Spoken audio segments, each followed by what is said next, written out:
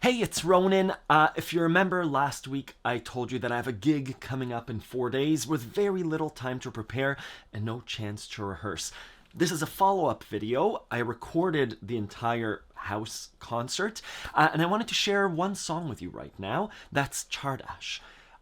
It's a beautiful big song, and I wanted to share the recording with you. The link is in the description if you just want to watch the performance. It's lovely, but this is more of a DVD commentary. I'll pause the video and explain what's happening.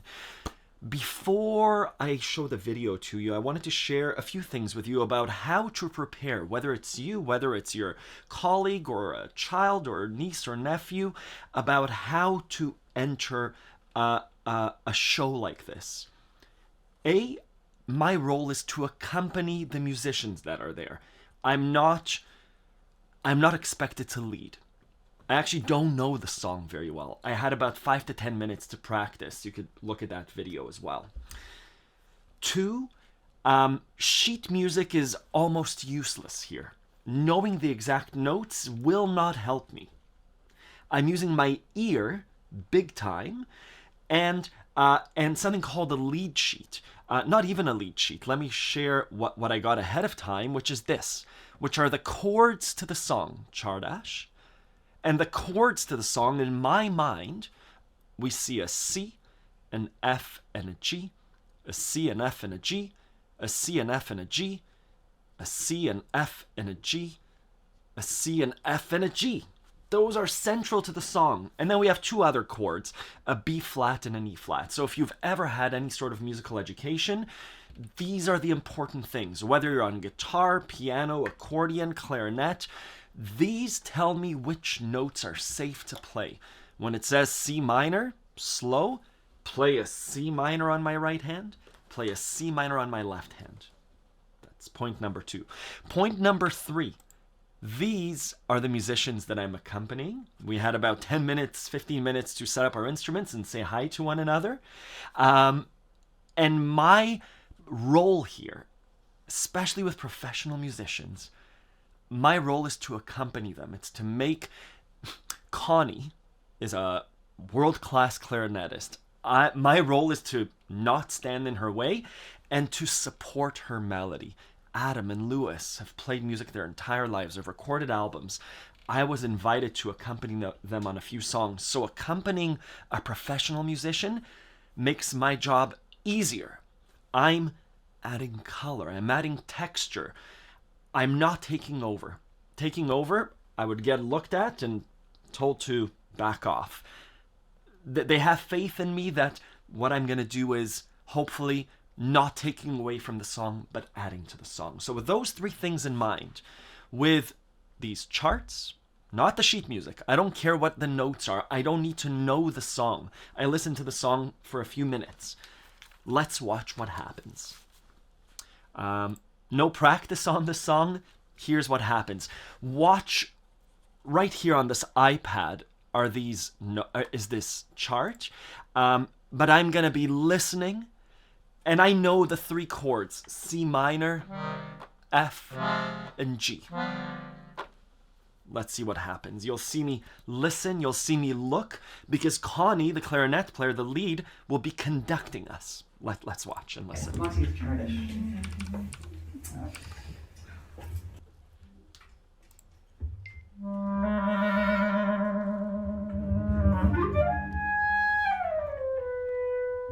I'm not even playing yet. I need to be very gentle.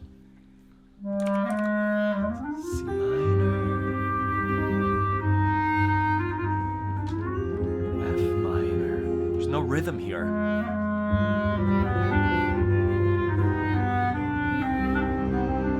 There we go. Just listening to my instrument too.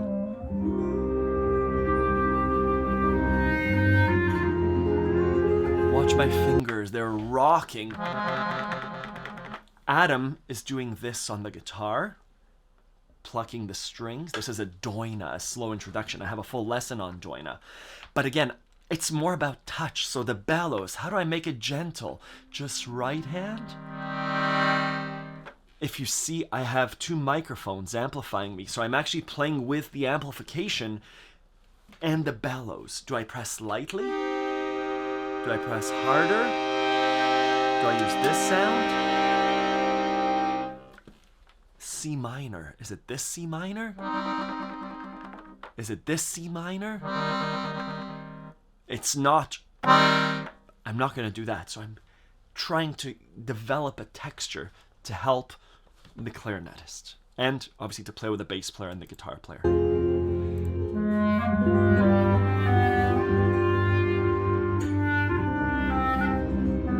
Very slight rocking tremolo.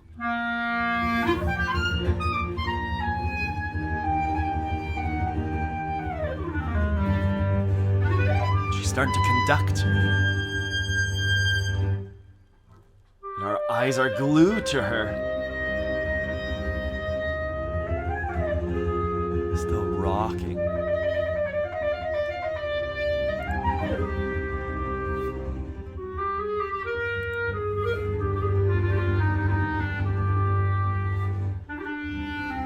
Again, just those three chords, C minor, F, and G.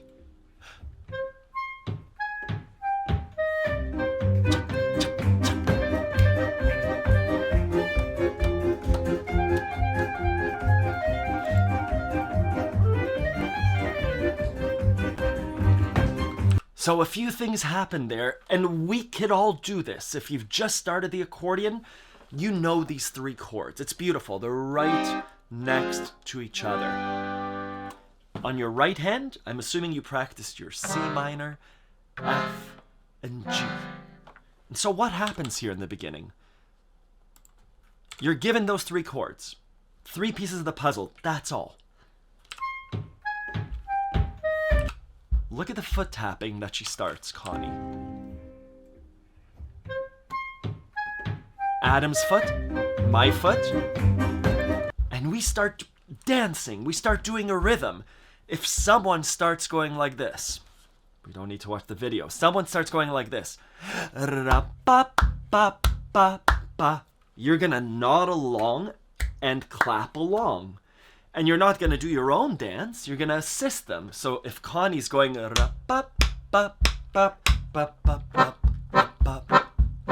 can catch the offbeats, you could do whatever it is. And this is where the magic happens. We're just given one chord, C minor. We could do,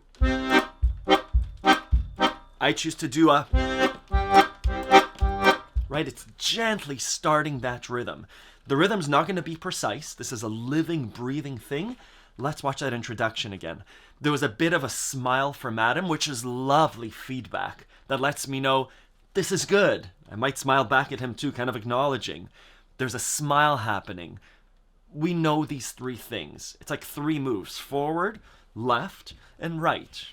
Forward, C minor, left, F minor, and right. It's a simple dance at the end of it.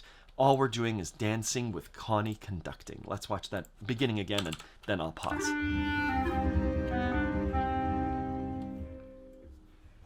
Eyes on Connie.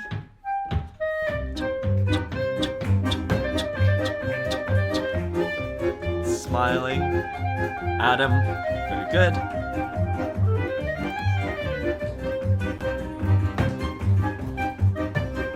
Cha-cha. Closed.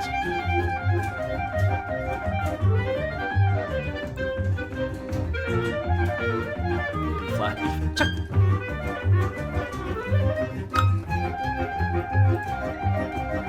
Did you ever play that game when you were young? In a classroom, they send one person out and everyone stands around and one person's leading and they're doing emotion. They might be doing this. And all the other kids do that. And then they bring the person back in, and that person needs to see who is the one leading. So this person's doing this, and then they change. They do this. And everyone else then does that. And this is what's happening here. We're all watching and listening to Connie. You'll see that between the first part and the second part, our eyes are going to go to Connie because she's going to change chords. And the rhythm's a little bit different. And every time that the song is performed, it's a little bit different. And so we're listening. We know the chords. There are 5 chords in this entire thing, 3 main chords.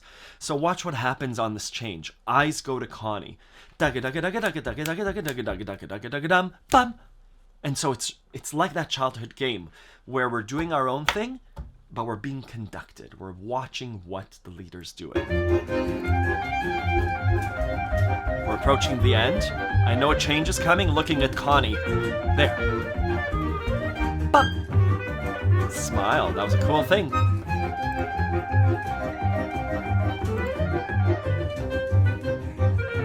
Oh, we're repeating.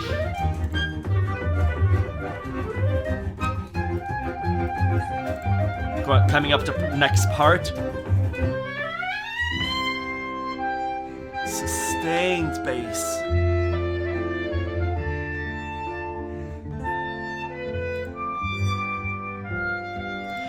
You'll see that the entire time we're breathing, we're smiling. As an accompanist, there's no tension.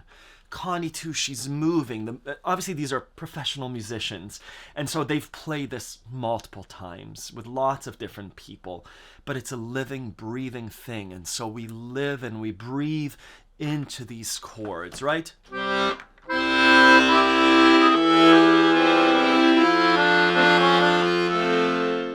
I don't know the song, but again, using our ear, being connected to our body in the song brings out the song. And again, I dare not take the lead. It's not a position that I'm comfortable in. And I also don't know the song. This is my second time playing the song. First time playing it live with people. The previous time was with a YouTube video. I'm still reading the sheet music here.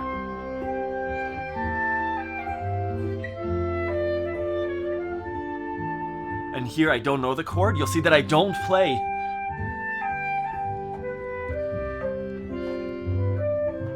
See what happened there?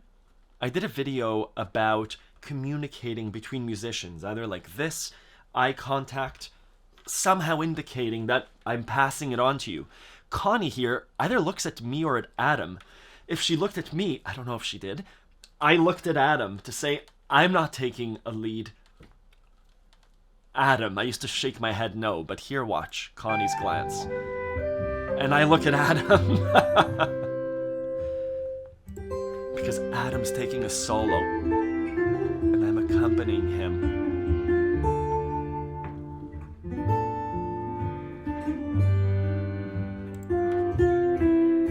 I'm moving up, because I was being... My accompaniment was lost in this octave. So watch my fingers slowly go up, looks like a C major. I'm going to use a C major to come up there. Just the C major notes. Again. It's a bit muddy down there. So watch my fingers going up. And now, as high as I can. Better. And I don't know this chord, so I take my hand off. And play it now. Eyes on Connie.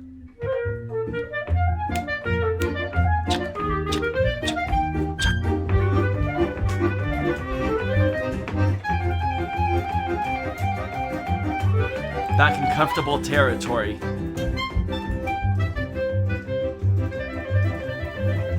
Switching voices, registers.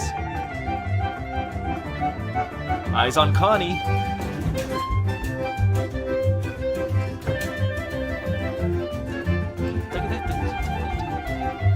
Ending, eyes on Connie. So we all end together. Lovely. And a fist bump for good measure. So,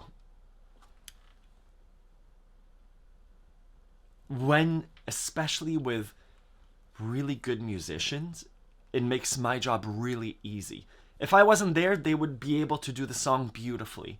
So my job as an accompanist is to, again, add color, add flavor, to get out of their way. If I knew the song, maybe I could have done some harmonies, but Connie's playing was so precise, so playful, so her own, that I would have had to had some time to practice with her. The importance of lead sheets, individual notes would have not helped here. Especially with 5 to 10 minutes of practice.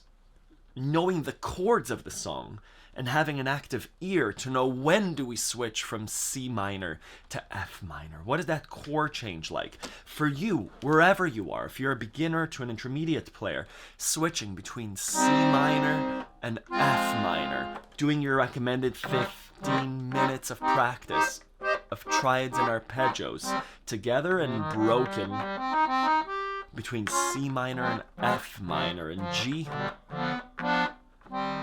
will get you a long way so that you can jump into a performance and right away not think about, oh, should my thumb be on the E flat? But it brings your head up so you could just express the chord beautifully. Maybe not down here, maybe up here. Etc. Anyways, big thank you to all the musicians for Adam's parents for hosting the house concert too. I'll share more videos in the coming weeks. Thank you.